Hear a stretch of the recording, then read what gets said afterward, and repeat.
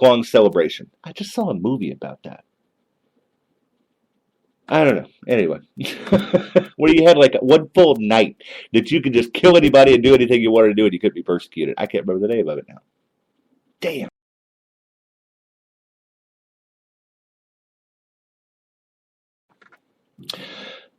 The festival began when Roman authorities chose an enemy of the Roman people to represent the Lord of Misrule.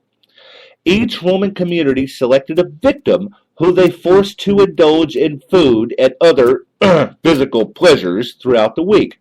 At the festival's conclusion on December 25th, Roman authorities believed they were destroying the forces of darkness by brutally murdering this innocent man or woman. Got another instance. The ancient Greek writer, poet, and historian Lucian, in his dialogue entitled Saturnalia, describes the festival's observance in his time. In addition to human sacrifice, he mentions these customs: widespread intoxication, going from house to house while singing naked, rape and other sexual license, and consuming human-shaped biscuits, still produced in some England and most German bakeries during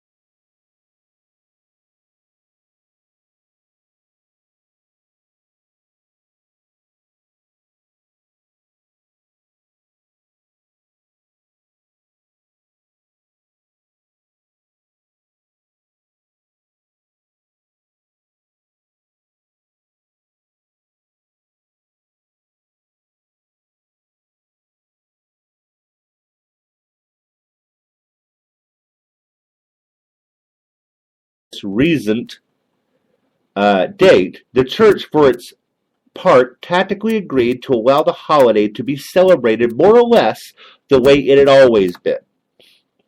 The earliest Christians the earliest Christmas holidays were celebrated by drinking, sexual indulgence, singing naked in the streets. And this was probably a precursor of modern caroling, by the way. Sounds like a good time to me. I mean, I wish they still did it. Christians might be somewhat fun to hang around with. Oh, Lord. So, Christians, so far, if you're listening to this, what you think? Huh? This is how your Christmas came to be. The earliest Christmas holidays, and I'll repeat it, the earliest Christmas holidays were celebrated by drinking, sexual indulgence, singing naked in the streets, and that was a precursor to modern caroling. The church, for its part, tactically agreed to allow the holiday to be celebrated more or less the way it had always been. And they wanted an observance of the anniversary of the Savior's birth. There you go, Christians. There's your Christmas.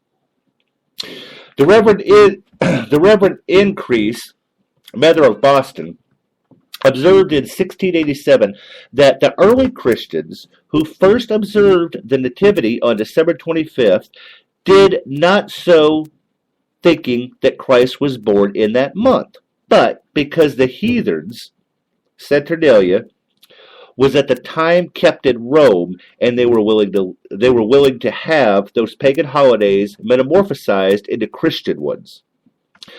Because of its known pagan origin, Christmas was banned by the Puritans, and its observance was illegal in Massachusetts between 1659 and 1681.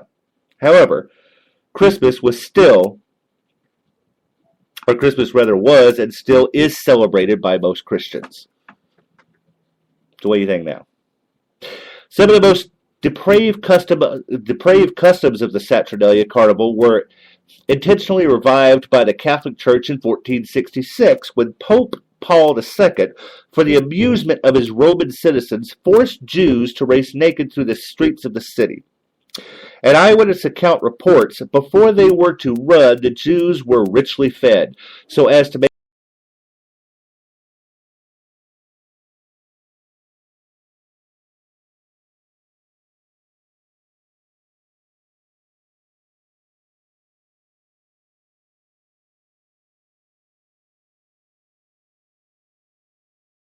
Gotta love those Catholics. Wow.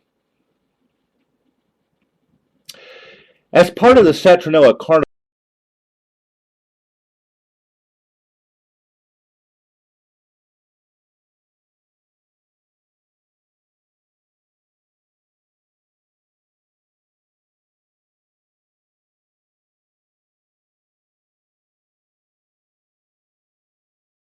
the 16th, begging him to stop the annual Saturnalia abuse of the Jewish community, he responded, and I quote, "It is not opportune to make any innovation.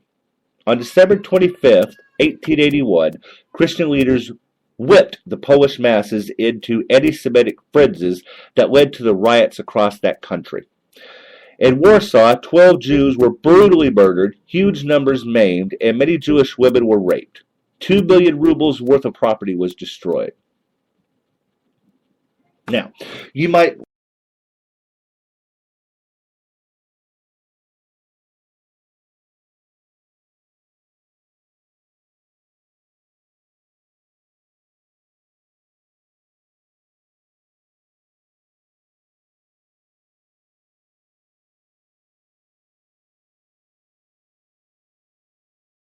is sound,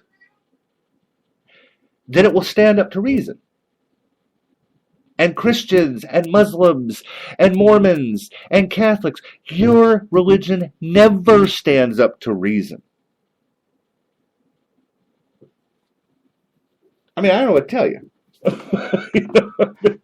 I mean, to me, it's utterly amazing. Now,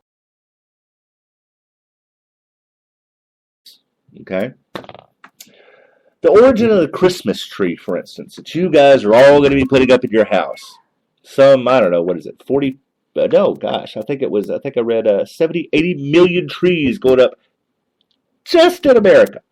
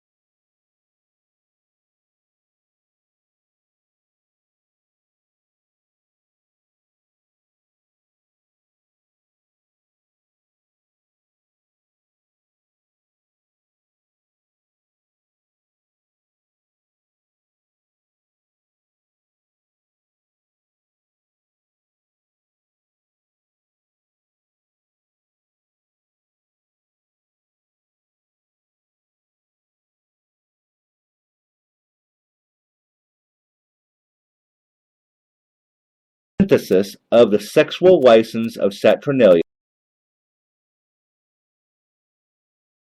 So keep kissing. Keep hanging those suckers up. You might be wanting to know what the origin of Christmas presents is. I mean, you're starting to think, well, the kings brought Christ presents, so that's where it came from. Say it's because you fuckers don't read. In pre-Christian Rome, the emperor compelled their most despised citizens to bring offerings and gifts during the Saturnalia in December and Carolnids in January. Later, the ritual expanded to include gift-giving among the general populace. The Catholic Church gave this custom a Christian flavor by rerooting it in the supposed gift-giving of St. Nicholas.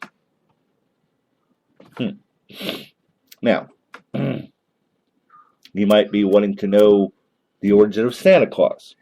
Because really, if you're a Christian and don't know this and you think that December 25th is Jesus' birthday, haven't you ever wondered what the fuck is Santa Claus about? I mean, where does that come in Christian anything? Well, I'm going to tell you. Nicholas was born in Papsra, Turkey in 270 CE and later became Bishop of Myra. He died in 345 CE on December 6th. He was only named a saint in the 19th century. Nicholas was above the most senior bishops who convened the Council of Nicaea in 325 CE and created the New Testament.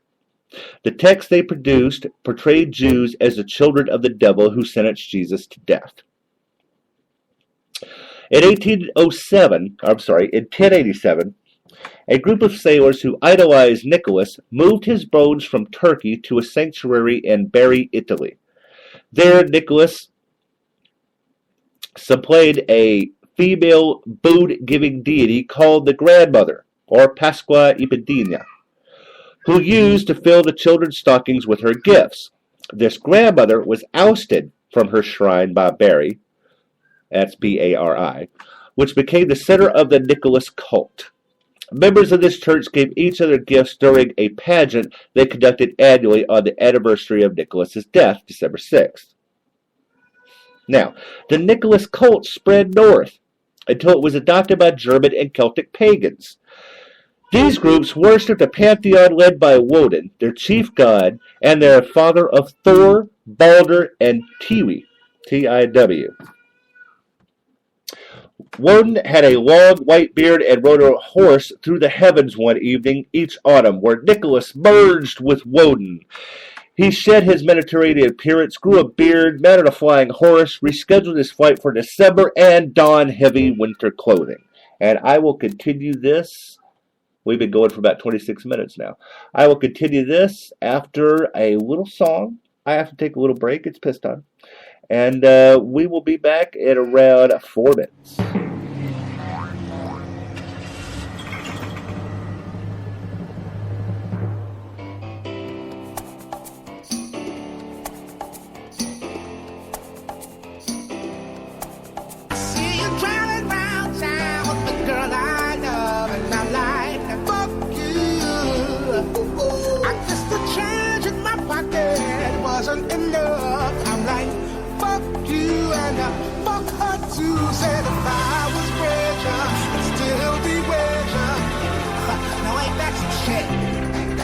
And although there's pain in my chest, I still wish you the best with the fuck you.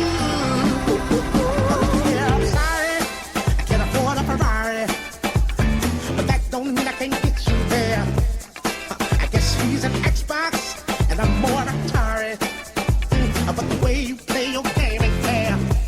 I picture the fool that falls in love with you. Oh, she's an old girl. Well, just go to she know. Ooh, I've got some news for you. Yeah, go on and run tell your little boy free. See you driving round town with the girl I love, and I'm like, fuck you.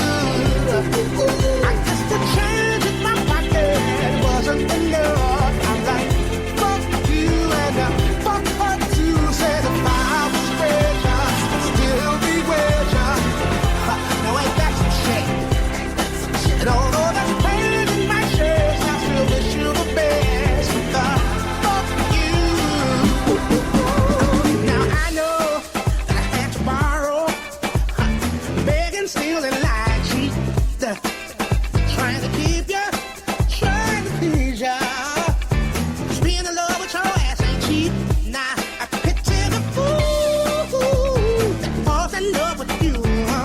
Oh, she's an old girl. Well, just go to she know. Ooh, I've got some news for you. Ooh, I really hate your ass right now. See you driving round town with the girl I love, and I'm like, fuck you. I guess the change in my pocket wasn't enough. I'm like, fuck you and fuck her too. Said if I was richer, I'd still be with ya.